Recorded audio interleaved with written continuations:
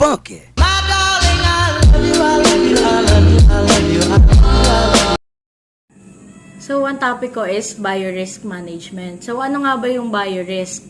Biorisk is the risk associated to biological toxins of infectious agents. So, yung biorisk management ay integration of biosafety and biosecurity to manage the risk when working with biological toxins and infectious agents. So, according to CEN Workshop Agreement, ang biorisk management daw is a system or process to control safety and security risk associated with the handling or storage and disposal of biological agents and toxins in laboratory and facilities. So, another meaning ng biorisk management is encompasses the identification, understanding, and management aspect of a system So, biorisk management is divided into three primary components. Number one is assessment. According to World Health Organization 2010, the assessment, mitigation, and performance is a model that requires to control measure be based on a robust risk assessment and continuous evaluation of effectiveness and sustainability of control measures. So, the AMP the number one components of biorisk management is risk assessment. So, risk assessment is a initial step in implementing a biorisk management. Process relies on the risk assessment, which include the identification of hazard and characterization of risk that are possibly present in laboratory. So, ano nga ba yung hazard? Hazard, di ba? Lahat naman natin alam, as refers to anything in the environment that has potential to cause harm. Risk is generally defined as the possibility. So, in performing risk assessment, there are processes to be followed. It consists of following steps. So, number one is define the situation. The risk assessment team must identify the hazard and risk of biological agents to be handled. And then, at risk, yung host, who could be humans or animals inside and outside the laboratory. The work activities laboratory environment, diba, including location, procedure. So, number two is define the risk. Defining the risk must include in a review of how individuals inside and outside the laboratory may be exposed to the hazards.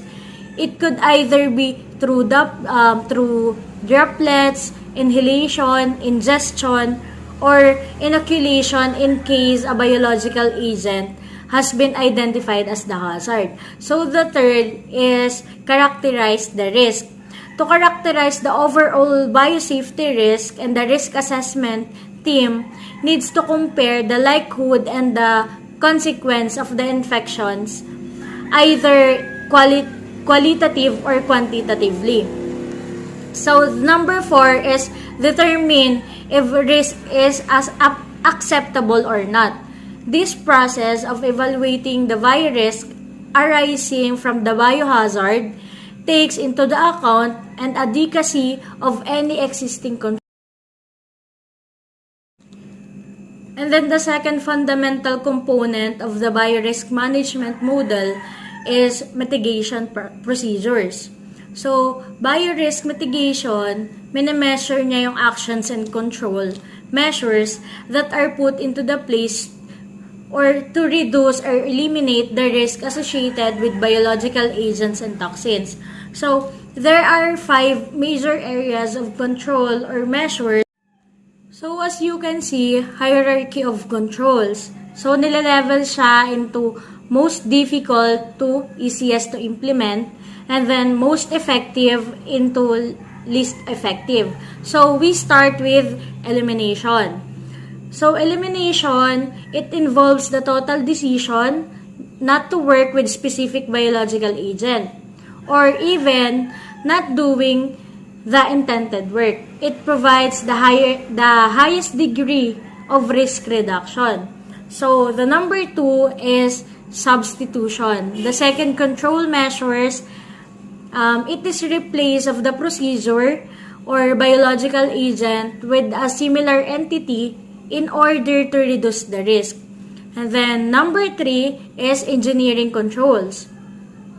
It includes physical changes in workstations, equipment, production facilities, or any other relevant aspect of the work environment that can reduce or prevent the exposure to hazards. So, number 4 is administrative controls. It refers to the policies, standards, and guidelines used to control the risk. And then the last is personal protective equipment. It is the last mitigation control measures. So these are the devices worn by the workers to protect them against chemicals. So alam naman natin na pag PPEs is para ma-control natin and then ma-protect yung workers against the chemicals, toxins, and pathogenic hazards in the laboratory. So, it is considered the least effective measure because it only protects the person who is wearing it and only when it is used correctly. So, kahit na least effective siya, kailangan pa din natin siya para maprotektahan yung sarili natin as a worker. So, the performance management is simply a re-evaluation of the overall mitigation strategy. So, the performance evaluation is not a linear process. Rather, it is a continuous process to monitor the implementation of existing biosafety procedures and practices, and it provides direction for decision makers to be able to come up with reasonable and justifiable biosafety guidelines. So as you can see, these are the performance evaluation procedures. So number 1 is identify the key issues of concern. Next is define outcome indicators and metrics. Define activities indicators and metrics. Collect the data and report indicator result. Provide findings from performance indicator. And then the last is evaluate and refine performance indicator. Most importantly, communicating biorisk management among the members of the organization, especially to the top management, paves to the way of interactive transmission and exchange of information and opinions throughout the analysis process about the risk-related factors, and the risk perceptions among the risk managers, risk communicators, the general public, and other impacted parties. So that is my report, the biorisk management and those components. So let's talk about biosafety. Biosafety is the containment principles, technologies, and practices that are implemented to prevent unintentional exposure to pathogens and toxins or their accidental release. So dito sa biosafety, nandito yung mga containment principles, technologies, and practices para maiwasan yung pag-spread at maprotektahan yung isang tao sa mga unintentional exposure sa pathogens and toxins. The management of biological hazards through the proper application of engineered containment and administrative controls is referred to as biosafety or biohazard control. Biosafety or biohazard control is a team. Dito, sa biohazard and biosafety involve yung principal investigator, research lab personnel, institutional biosafety committee, institutional review board, institutional animal care and use committee, and environmental health and safety. Biosafety practices aims to provide protection and to comply with federal and local regulatory standards. So, syempre, provide protection for the workers, co-workers, lab support personnel, general public, environment, and also the products. Different organizations in the field of biosafety. The first one is the American Biological Safety Association, or ABSA. It is a regional professional society for biosafety and biosecurity, founded in 1984. It promotes biosafety as a scientific discipline and serves the growing needs of biosafety professionals throughout the world. Next is the Asia Pacific Biosafety Association, or APBA. It is a professional association formed in 2005, representing over 800 practicing biosafety professionals from more than 42 countries across the Asia Pacific region. The third one is the European Biological Safety Association. So this association is founded on June 1996. It is not a profit organization which aims to provide forum for its members to discuss and debate issue concerned to those working in the field of biosafety and associated activities. Next is the biosafety.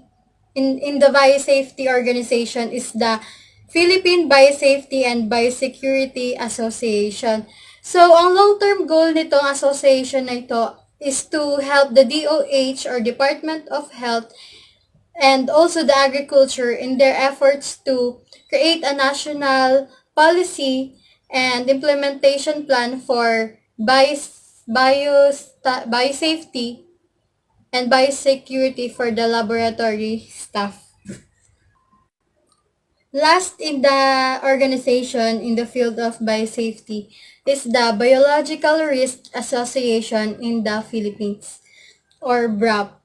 It is a non-government and non-profit association. It cooperates and collaborates with other associations, more specifically sa biosecurity and biosafety, research, public health, technology organization throughout the Philippines, and globally in the promotion of biosecurity, biosafety, and risk as scientific disciplines.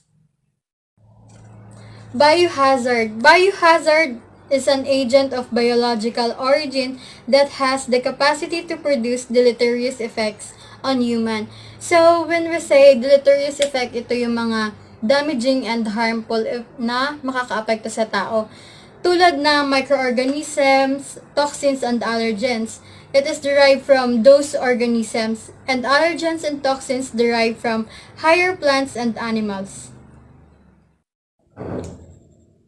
Examples of biohazardous agents. So, una na dito yung infectious microorganisms. Sa infectious microorganisms, kabilang yung mga fungi, viruses, bacteria, at iba pa.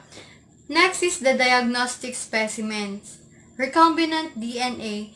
Sa recombinant DNA involves yung combining ng genetic material from different sources to create a genetically modified organism. Next is the genetically modified microorganisms, transgenic plants and animals. Next, human and non-human primate cells, cell culture, tissues, blood, and body fluids.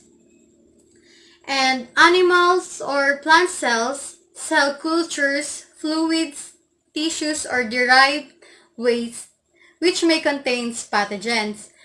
And lastly, animals known to be reservoir of zoonotic disease.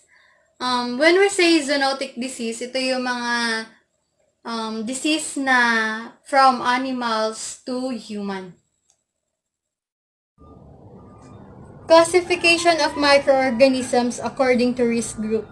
So, yung risk group classification for humans and animals, syempre based siya sa agent, pathogenicity, host range, mode of transmission, and availability of preventive measures and effective treatment. So, sa risk group, meron tayong apat na risk group. So, let's start for the risk group number 1. Risk group number 1 includes the microorganisms that are unlikely to cause human or animal disease. So, dito sa stage na to, dito pa lang yung mga disease na ito yung microorganism na hindi nakakapag-cause ng disease sa human and animals. So, next is the risk group number 2. Sa risk group number 2 includes microorganisms that are unlikely to be significant risk to a laboratory workers and the community, livestock, or the environment. So, kumbaga, mas mataas na risk na to kumpara dun sa level 1 kasi, pero ito pa din yung unlikely to be significant. So, hindi pa din gaano significant para makapag-cause ng risk sa laboratory workers, sa community, and sa environment.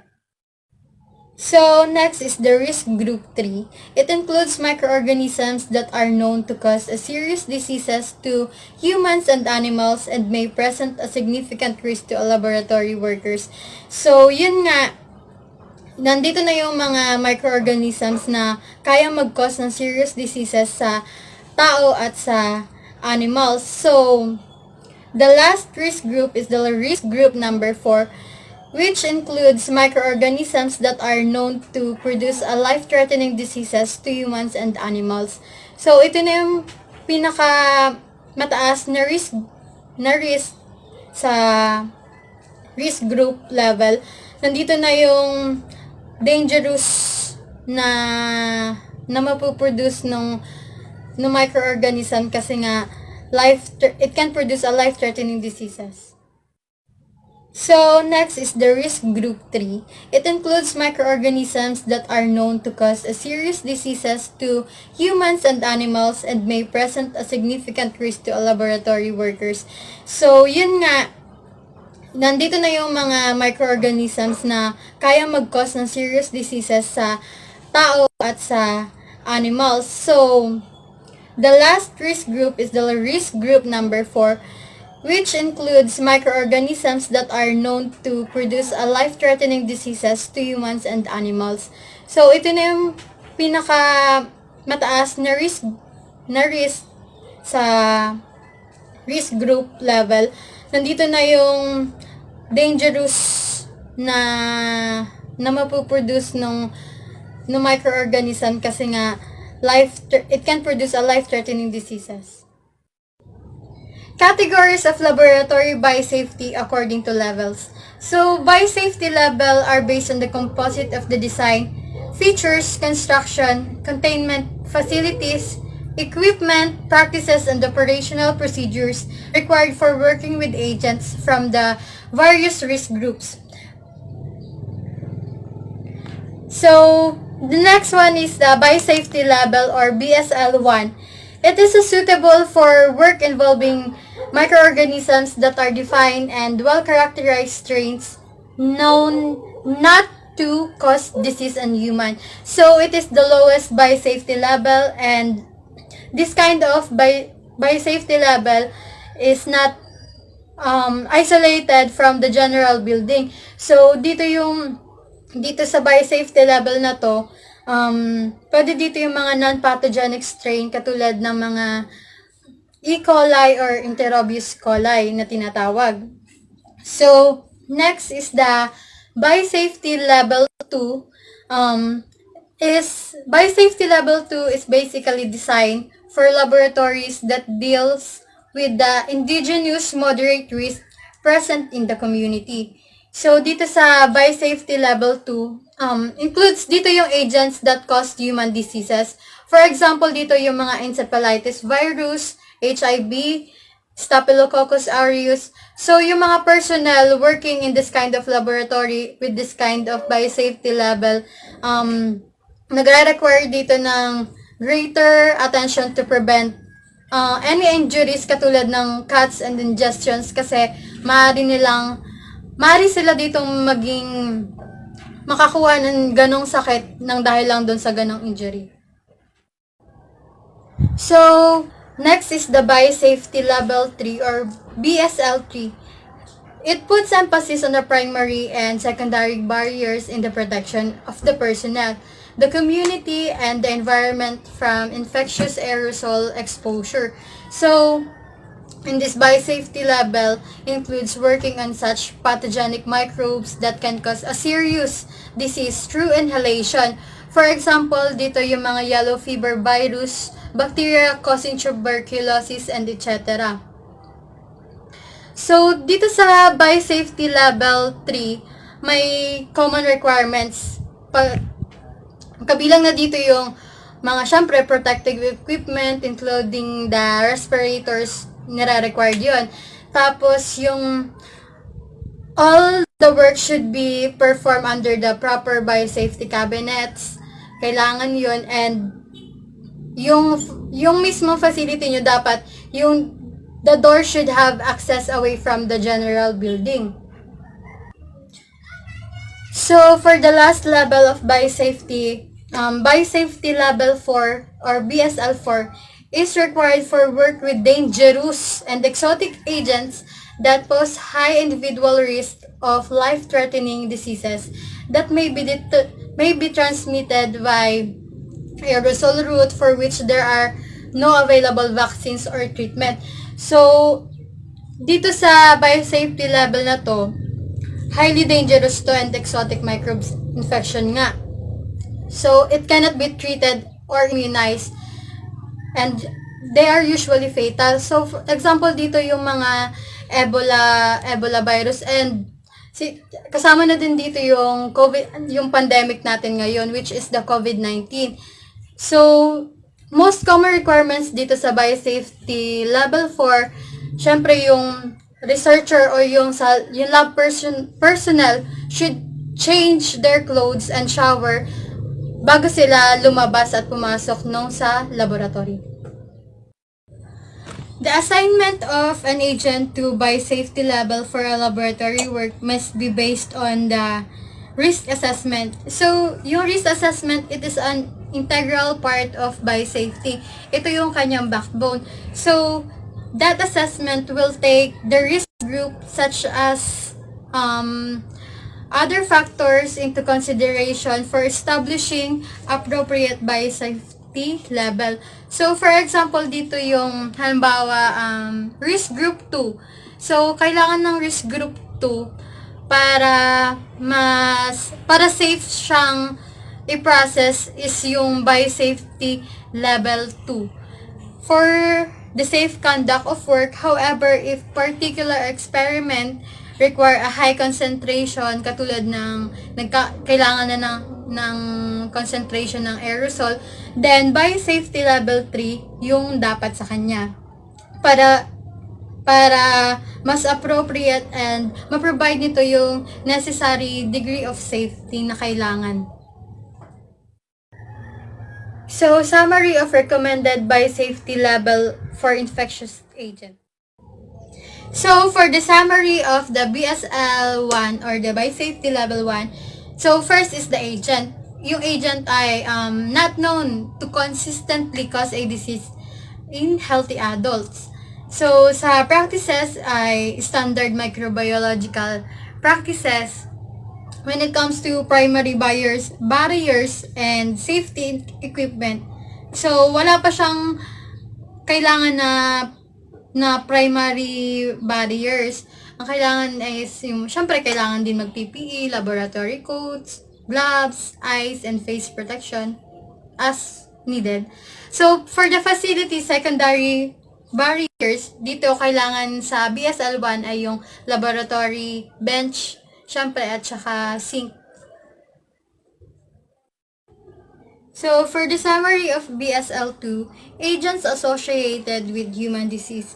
So, and routes of transmission include yung percutaneous injury, ingestion, mucous membrane exposure. Ito na nga din yung sinasabi ko kasama dito yung sa mga cuts na sa cats, no, kaya kailangan na maging safe yung pagpaprocess natin kasi maaari tayo makakuha ng disease sa ganun dahil sa ganun lang.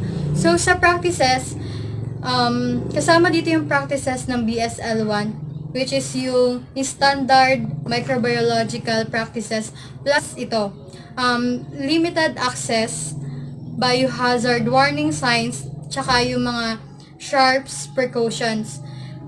Include din dito yung Biosafety Manual defining any needed waste decontamination or medical surveillance policies. So, primary barriers and safety equipment. Kabilang na dito yung nasabi ko kanina sa BSL-1 kung saan yun yung PPE, yung mga PPE, yung laboratory coats, laboratory gown, gloves, face and eye protection na kailangan. So, plus dito yung BSC or the Biosafety cabinets or other physical containment devices for all manipulations of agents that cause splashes or aerosols of infection materials. And when it comes to facilities, kasama na dito yung laboratory bench and sink na nire-required sa BSL-1, tapos plus itong autoclave kung saan ito yung device na ginagamit for sterilizing. So, for Biosafety Level 3 agents, ito yung indigenous or exotic agents that may cause serious or potentially lethal disease through the inhalation route of exposure. So, dito na nga yung sinabi ko kanina na kasama dito yung bacteria causing tuberculosis, tsaka yung sa yellow fever. So, sa practices, katulad din nung kanina sa BSL-2 na kasama yung practices sa BSL-1. Tapos, dito naman, kabilang na din yung practices na kasama dun sa BSL-2. Yung sa PPE, tsaka sa Biosafety Cabinet. Plus, itong controlled access. And decontamination of all waste, decontamination of laboratory clothing before laundering. So, primary barriers and safety equipment. Siyempre, kasama na lagi yung PPE kasi pang-protect natin yun. Yung mga laboratory clothing, gloves, face and eye, and respiratory protection. Tapos, kasama na dito yung Biosafety Cabinet or other physical containment devices used for all open manipulations of agent. So, sa facilities naman, kasama dito din yun sa Biosafety Level 2, yung autoclave, plus itong physical separation from access corridors, yung self-closing, yung double door access, and exhausted air not circulated, negative airflow into laboratory, entry through air clock or anteroom, hand washing sink near the laboratory exit. So, for Biosafety Level 4 agents, so, nandito na yung dangerous and exotic agents which pose a high individual risk of aerosol transmitted laboratory. Infections that are frequently fatal for which there are no vaccines and treatment. So, dito na nga yung sabi ko kanina na yung mga diseases na wala pang treatment at vaccine katulad nun sa ngayon, yung COVID-19 na wala pang vaccines. Agents with a close or identical antigenic relationship or to an agent requiring a BSL-4 until the data are available to redesignate the level. Related agents with a known risk of transmission. So, for practices of Biosafety Level 4, it includes the practices na meron sa Biosafety Level 3, plus itong clothing change before entering shower and Exit all materials decontaminated. Virus na tong agent na meron dito, exotic agent na siya, and wala siyang vaccines and treatment kaya kailangan talaga mag-ingat. And when it comes to primary barriers and safety equipment, so all procedures conducted in the Biosafety Cabinet, which is Class 3 and Class 2 biosafety cabinets in combination with full-body air-supplied positive suit. And sa facilities naman, yung mga facilities sa Biosafety Level 3, meron na dito plus dadagdagan, meron dito yung katulad nung sa 3 na self-closing or double door access, tsaka yung mga hand washing sink sa laboratory, near laboratory exit, plus itong separate building and or isolated zone, and dedicated supply and exhaust, vacuum and decontamination systems, and also other requirements outlined in the text. Biosecurity. Biosecurity, it is the protection, control, and accountability for valuable biological materials within laboratories in order to prevent unauthorized access, loss, theft, misuse, diversion, or intentional release. That is according to World Health Organization 2006. So, it covers a broad spectrum of potential risks and threats ranging from criminal activities such as sabotage and isolated acts of aggression to bioterrorism and espionage. So, one example na toxin na pwedeng gamitin sa bioterrorism is yung anthrax. So, yung anthrax is a disease caused by the bacterium Bacillus anthracis. So, it is currently considered as one of the most serious bioterrorism threats.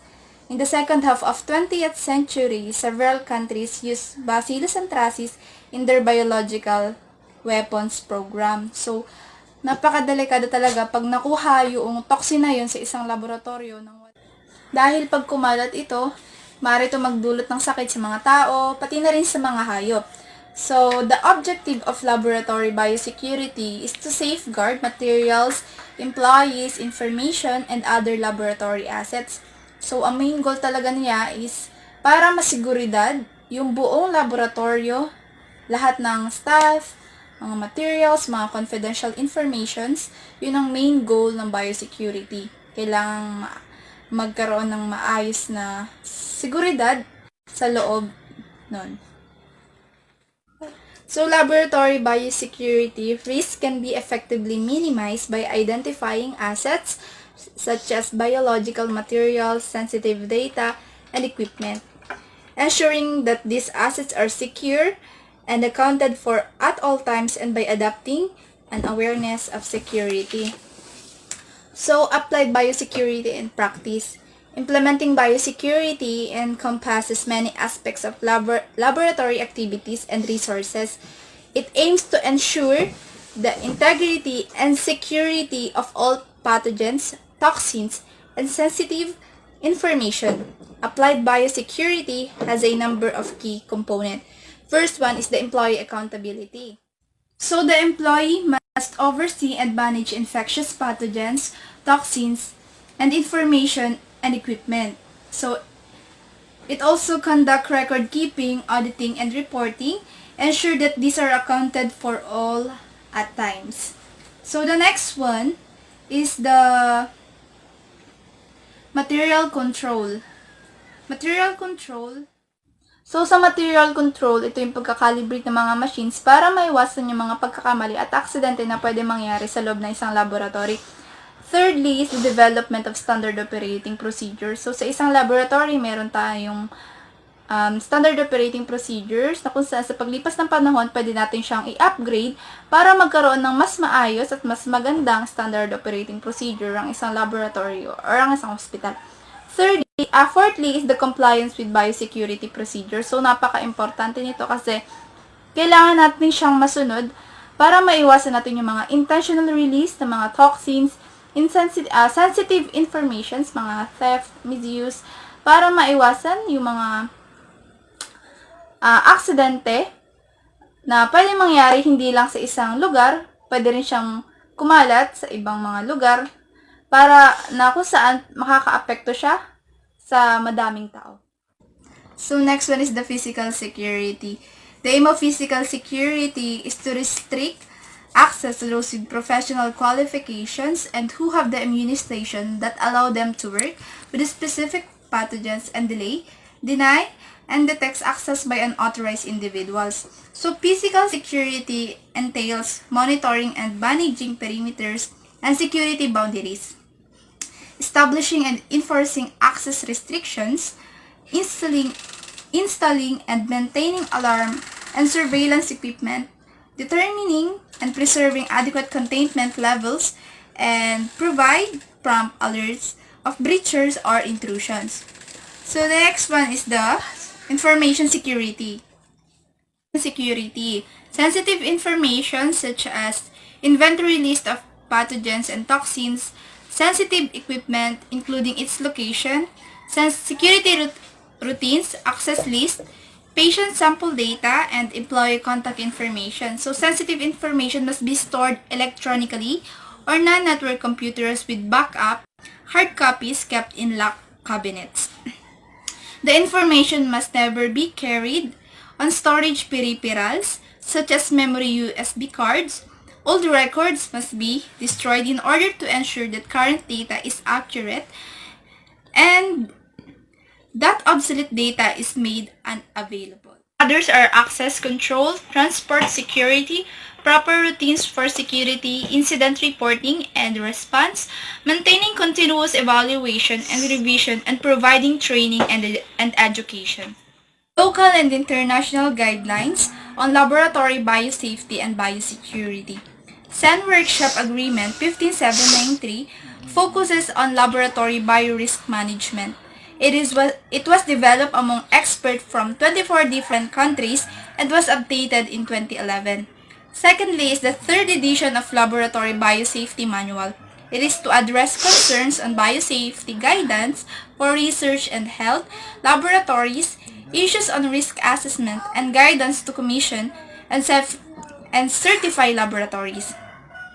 Includes information on the different levels of containment laboratories, different types of biological safety cabinets, good microbiological techniques, and how to disinfect and sterilize equipment. In terms of biosecurity, it covers the packaging required by international transport regulations and other types of safety procedures for chemical, electrical, ionizing, radiation, and fire hazards. Next, the Cartagena Protocol on Biosafety. It is made effective in 2003. It is to ensure an adequate level of protection in the field of safe transfer, handling, and use of living modified organisms resulting from modern biotechnology. Second is the Executive Order 430 series of 1990. It focuses on the organizational structure for biosafety. Next is the Executive Order 514, the National Biosafety Framework. March 17, 2006, it is prescribed the guidelines for its implementation, strengthening the National Committee on Biosafety of the Philippines. Next, the Administrative Order number 8. It is to set in place policies on the importation and release of plants and plant products derived from modern biotechnology.